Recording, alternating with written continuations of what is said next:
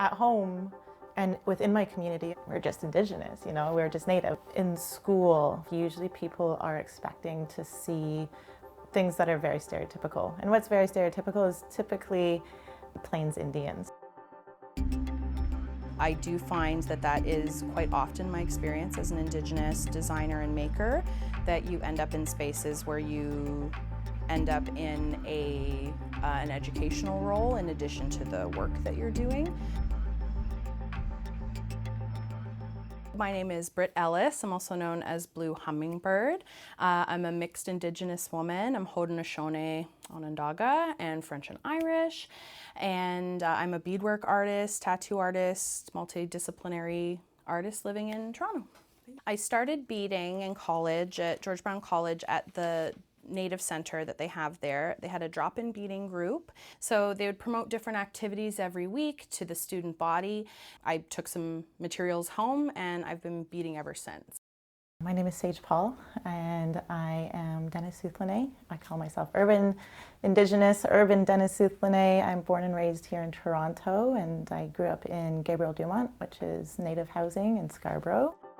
I currently run the Indigenous Fashion Arts. It's a nonprofit organization that supports Indigenous fashion, Indigenous designers. Our big event is the Indigenous Fashion Arts Festival, which takes place every 2 years. Each year is over 100 artists that we're representing, so creating that space for our community to be able to celebrate our work. Beadwork traditionally for Indigenous people has always been a form of communication, an identifier of your specific nation, that period of time. One of our elders, Oren Lyons, actually had said in the future, how will they know us? And they'll recognize us from our dress, so our specific styles and our beadwork. So that's always been the case, and I feel like, especially when a majority of Indigenous people do live off reserve in urban centers, seeing another person with Indigenous style beadwork can instantly provide a little bit of calm, a little quick sense of community, a quick opportunity to connect. So it can also describe and portray our different stories.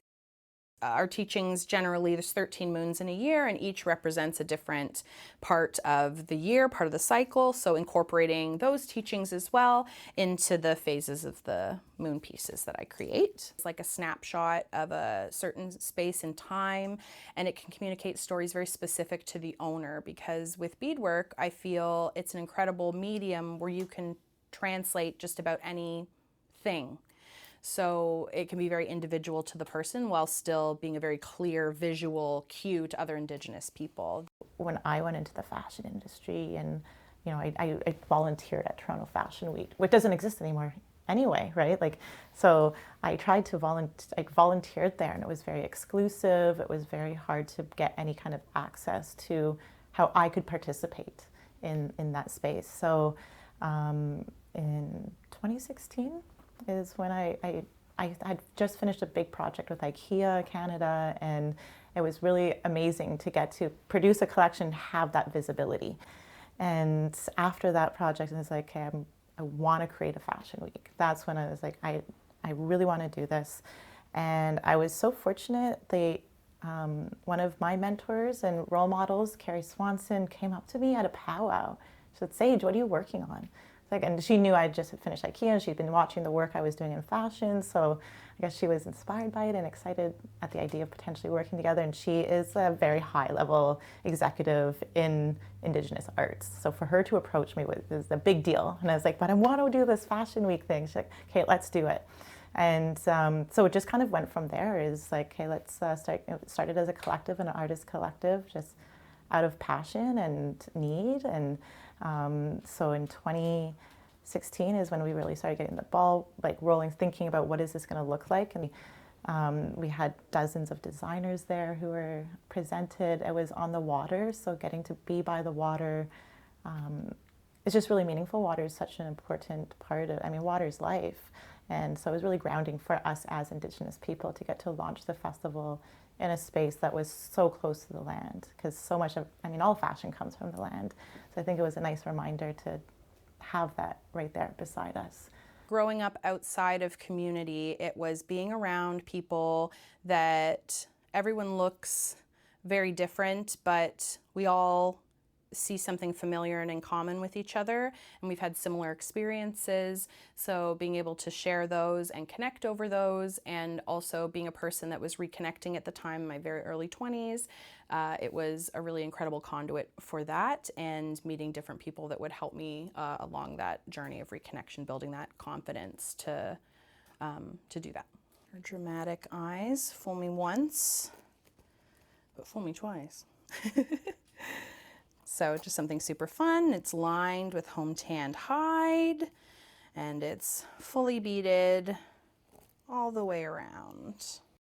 So sometimes I do incorporate traditional Haudenosaunee imagery, but that's not something that shows up in most of my work, because most of my work is more modern imagery. I do really enjoy pop culture as a whole, drag specifically, different music. So I do tend to work in those sorts of images, and again, sort of like putting them together in a traditional manner. A lot of my work is spent assessing what the needs are of our communities. You know, I can look at of course myself. So I'm always thinking, like, if I was, I'm in fashion and I want to be able to be a costume designer, what do I need access to? Who do I need access to? What kind of resources, finances do I need access to? And so then that just is about building relationships. I think as an Indigenous person, and because of the way that I learned the techniques, the crafts, the stories, and the methodology behind it, those are the traditional aspects and pieces to it. There's other cultures that have beadwork, long histories of beadwork, and their processes and stories are all very different. In addition to using traditional materials whenever I can, and traditional ways of living, like cutting down, packaging, all those other things that are part of our traditional way of life. Indigenous cultural appropriation looks like a lot of things.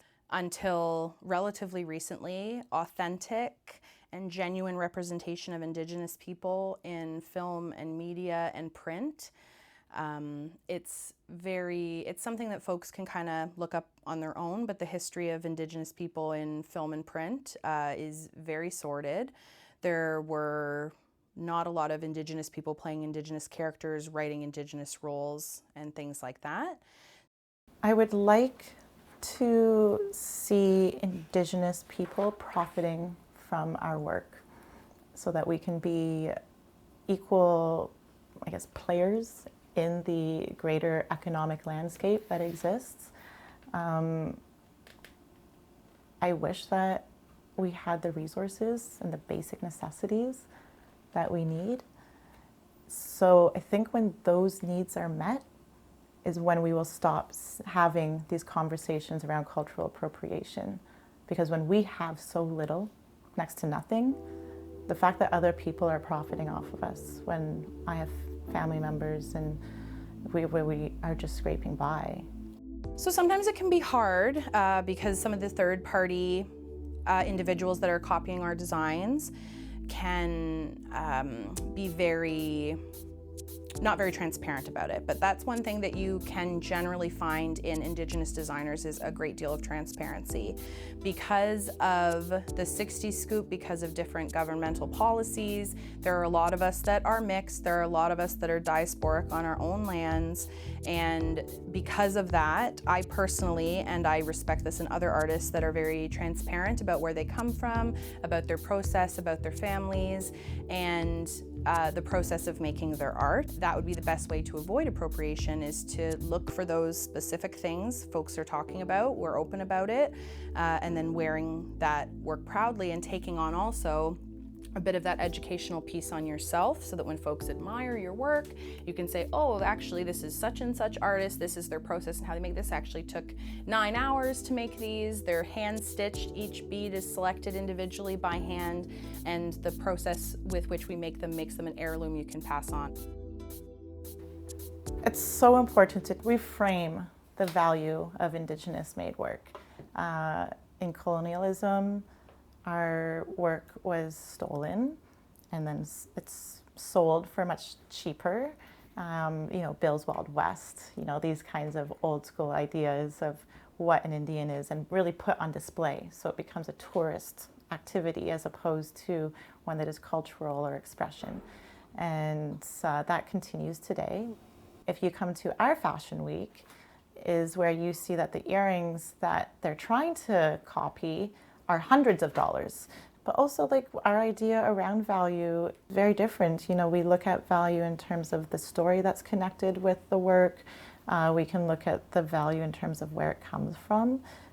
Maybe there's ceremonial practices that are connected to a piece of a beadwork or an item of clothing. I was a French designer who ripped off this Inuit jacket. So it was this beautiful Inuit parka.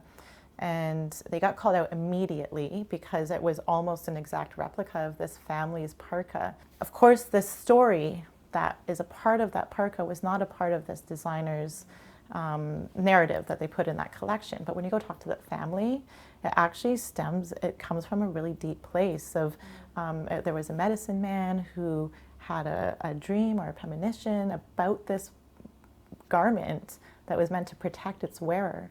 And you know, it's completely different from just seeing it on the runway. In times when I was growing up and felt not enough because I was mixed and because I was away from community, and as I've come back to community and reconnected, just really, really understanding that was the intent of the Canadian government. That was the intent, was to completely erase our cultures and our communities, to literally physically take us out of them and assimilate us into Canadian culture. And that every part of this reconnection is like a very political act on behalf of ancestors, future and past, for each of us. Most of the designers I work with, Indigenous designers that I work with, their values are centered around teachings that we were raised with. Only take what you need. You can measure your wealth by how much you're able to give.